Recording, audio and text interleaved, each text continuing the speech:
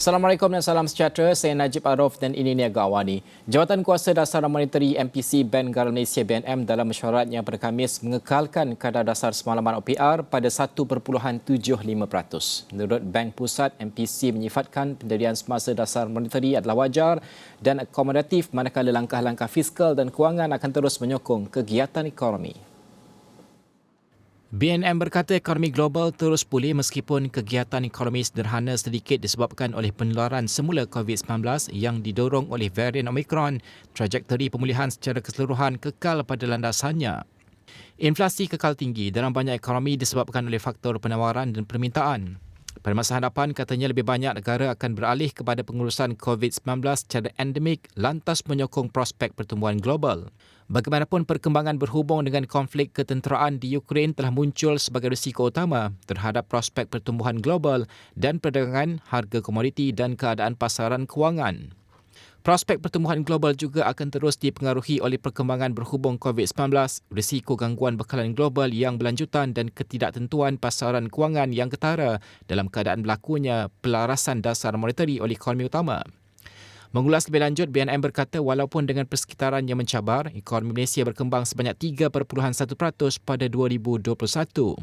Malah, pemulihan pertumbuhan akan menjadi kukuh tahun ini dipacu oleh pengembangan permintaan global dan perbelanjaan sektor swasta yang lebih tinggi berikutan pasaran pekerja yang bertambah baik dan sokongan dasar yang berterusan yang bersasar. Menurutnya lagi, inflasi keseluruhan pada 2022 diunjur kekal sederhana apabila kesan asas daripada inflasi bahan api semakin luput.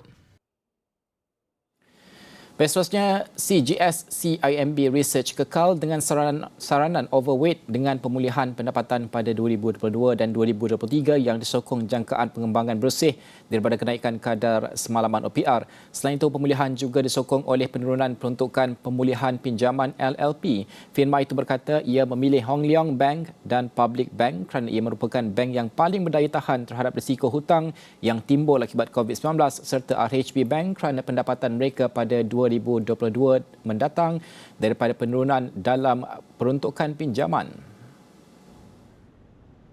Firma penyelidikan itu berkata industri perbankan mencatatkan peningkatan jumlah peruntukan dari bulan ke bulan sebanyak 730 juta ringgit pada Januari 2022 berbanding peningkatan 8.6 juta ringgit pada Disember 2021.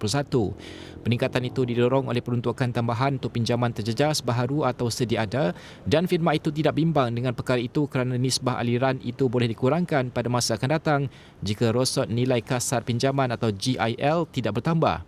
Hakikatnya GIL hanya meningkat sebanyak 160.5 juta ringgit atau 0.6% pada Januari 2022 manakala nisbah ratio bertambah daripada 1.44% pada hujung Disember 2021 kepada 1.45% pada hujung Januari 2022. Firma penyelidikan itu berkata lagi kadar pinjaman untuk industri itu mencatatkan peningkatan 4.5% pada penghujung Disember 2021 kepada 4.7% pada penghujung Januari 2022. Pinjaman perniagaan meningkat pada 5.3% pada penghujung Januari 2022, manakala pinjaman untuk kenderaan meningkat kepada 1.7% untuk tempoh sama kesan daripada jualan yang tinggi dalam sektor otomotif. Penggunaan kad kredit juga meningkat sebanyak 2.1% pada penghujung Januari 2022 berbanding penurunan 0.7% pada hujung Disember 2021. Tiada lagi kawalan pergerakan.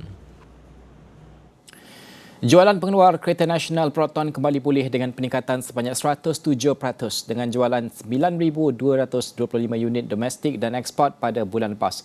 Proton dalam satu kenyataan maklumkan ia membolehkan syarikat menuntut semula kedudukan kedua dalam pasaran dan meletakkannya kembali di landasan yang pemulihan kehilangan jualan dari bulan Januari.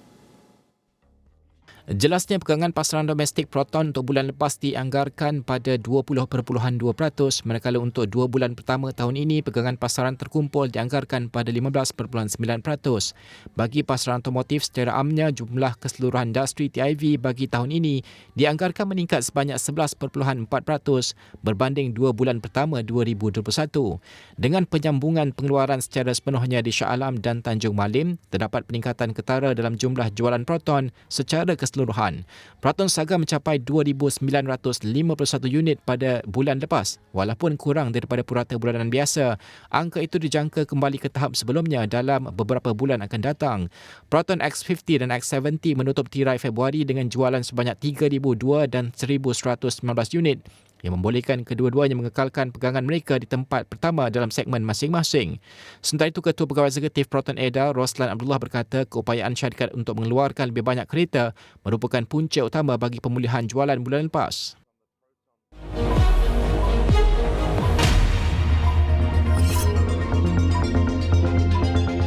Lotte Chemical Titan Holdings berhad mengisytiharkan dividen akhir sebanyak 21 sen bagi tahun kewangan berakhir 31 Disember 2021 melibatkan bayaran RM478.3 juta.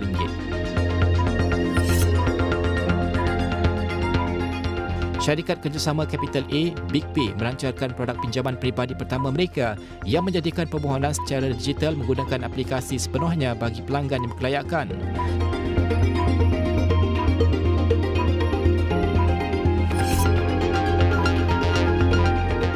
Investment Bank berhad menjangkakan Hibiscus Petroleum akan menerima kesan positif daripada krisis Rusia-Ukraine dengan harga minyak global dijangka terus meningkat.